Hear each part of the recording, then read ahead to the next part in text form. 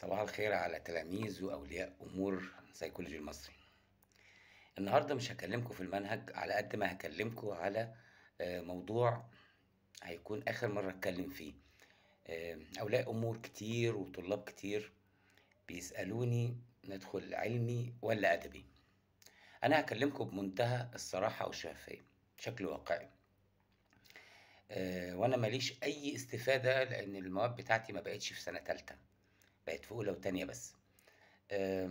دلوقتي يا أولاد بشكل واقعي جدا، المفروض لما نيجي نختار أدبي أو علمي بنركز على جزئيتين. الجزئية الأولى قدرات الطالب، ما بذاكرش ساعتين في اليوم وأدخل علمي. متعود إن أنا أذاكر ساعة ساعتين في اليوم ده كبيري وأدخل علمي، لا، علمي عايز مجهود كبير، عايز وقت كبير، عايز 8 ساعات مذاكرة يوميا على الأقل. فأنا عارف قدراتي وإمكانياتي، فسوري ما استهبلش واخش علمي وانا هفضل على نفس نظامي، هم ساعتين في اليوم لو قعدتهم. الحاجة التانية بالنسبة لأولياء الأمور، انت غير ابنك، انت بتختلف عن ابنك. بلاش حلمك تحطه في ابنك، لان قدراتك وافكارك غير قدرات وافكار ابنك. مش عشان انت كان نفسك تبقى دكتور فتدخل ابنك علمي، نفسك تبقى مهندس تدخل نفسك ابنك علمي. ما هو قدراته مش هتأهله لده، لا. عايز أقول لكم إن أنا ولادي في لحظة ابني طلب منّي يخُش علمي وهو في ثانوي، بس أنا عارف إن قدراته أدبي، إمكانياته أدبي، ساعات مذاكرته أدبي، خلّيته يخُش أدبي، الحمد لله دخل الجامعة واتخرّج، وهو ده الحلم الحقيقي إن ابني يحصل على بكالوريوس أو ليسانس. إنّما الشغل ده بإيد ربنا، المجتمع بتاعنا وكده موضوع الشغل بإيد ربنا. فأنا ما أحُطّش ابني على طريق مش طريقه. لأن في النهاية بنجني بعد الشر يعني حاجة مش كويسة ومجاميع مش كويسة وغير ذلك. واحد هيقول لي أو ولي أمر هيقول لي: "لأ، أصل ابني كان في أولى ثانوي وتانية ثانوي متميز جدًا في العلوم المتكاملة وفي الفيزيا وفي الأحياء وفي الكيميا وفي الرياضة." أولى ثانوي وتانية ثانوي ليس مقياس، مش معيار. أولى ثانوي وتانية ثانوي النجاح بيبقى فيه بنسبة 100%، بنسبة 100%. هي بتبقى كده، مدارس تبقى عايزة صورتها تطلع كويسة، فالنجاح بيبقى نسبة 100%، حتى اللي بيجيب ملاحق بينجح في الدور التاني. ما يقوليش ده جايب في الرياضة 55 من 60، ده مقفّل الكيميا، ده جايب في الفيزيا. لا، لا، لأ، مش مقياس.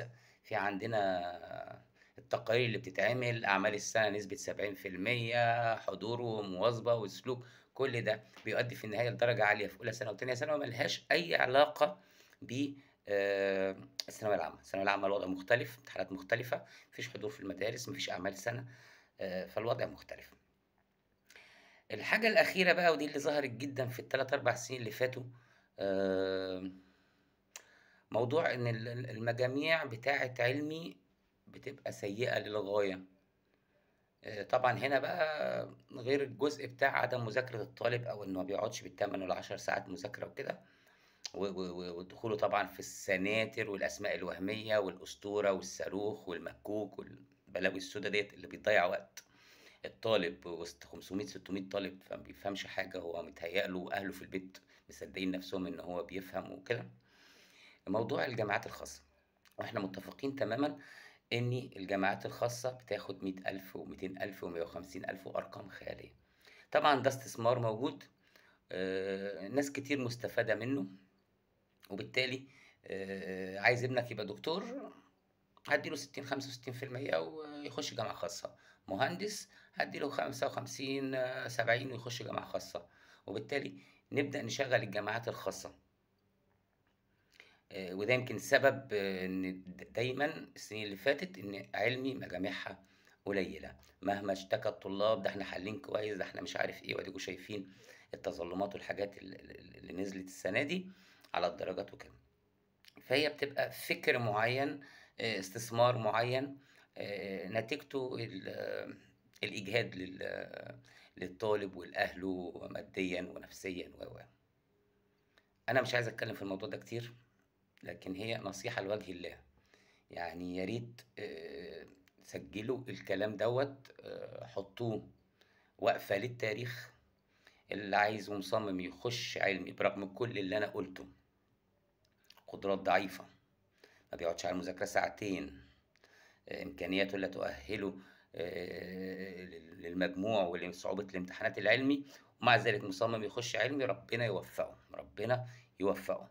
لكن هي لحظة للتاريخ، أنا باحاول قصاد ربنا باكلمكم بمنتهى الارتياحية، باكلمكم بضمير صادق جدًا، موادي ليست في سنة تالتة ثانوي، وبالتالي ما يهمنيش أو مش فارق معايا اللي يخش علمي أو أدبي، لإني غير مستفيد، لكن أنا اللي يهمني ولادي، الأهالي، الأُسر، يهمني إن هُم ما يتصدموش زي مش هاقول السنة دي زي 3، 4 سنين اللي فاتوا، بيتصدموا في النتيجة، وبيت بيخيّم عليه الحزن للأسف نتيجة فلوس بتتصرف، مجهود الأبناء، دروس، أنا ما أتمناش ده، أنا أتمنى لو أنا عارف إن قدرات ابني ودي الأهم وإمكانياته، وإنه عدد ساعات مذاكرته ما بيقعدش ساعتين على المذاكرة، أنسى خالص أولى وتانية لأنهم مش معيار، وأدخّله أدبي، لإن في أدبي ممكن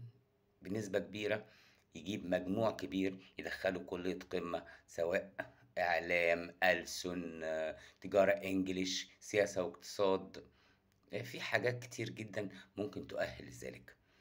دي نصيحتي، ودي آخر مرّة هاتكلّم في الموضوع ده، أتمنى للجميع التوفيق، وربنا يعمل كل اللي فيه الخير لكل طلابي وأسرهم يا رب.